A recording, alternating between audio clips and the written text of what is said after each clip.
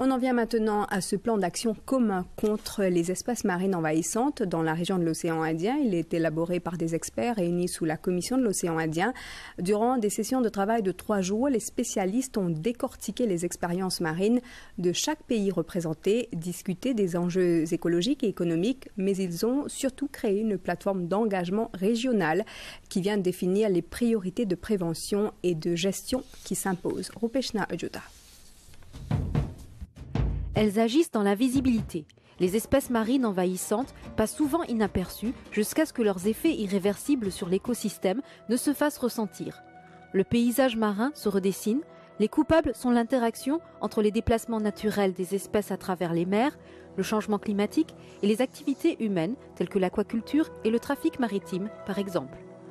Un système de patrouille régionale avec la mise en commun des données et la surveillance de l'évolution de ces intrus est fortement envisagé. En 2012, Mauricine commence une activité pour aider un peu l'effet qui finit là par rapport à un bateau qui déverse de l'eau ballast. C'est de l'eau qui vient dans la cale du bateau et qui permet de tenir une balance.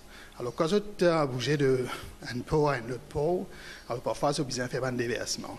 Alors de ce fait, je termine avec les autres espèces qui malheureusement capables d'avoir un effet assez conséquent dans l'écosystème marin et dans nos pôles par exemple. Nous discutons un coup de l'état de la situation dans tous nos pays, capacité de chacun de nos pays pour être capable de deal avec ce problème-là, donc le problème de invasive species, nous sommes capables de mettre en place une plateforme d'échange et de partage d'expériences pour mieux gérer ce problème-là.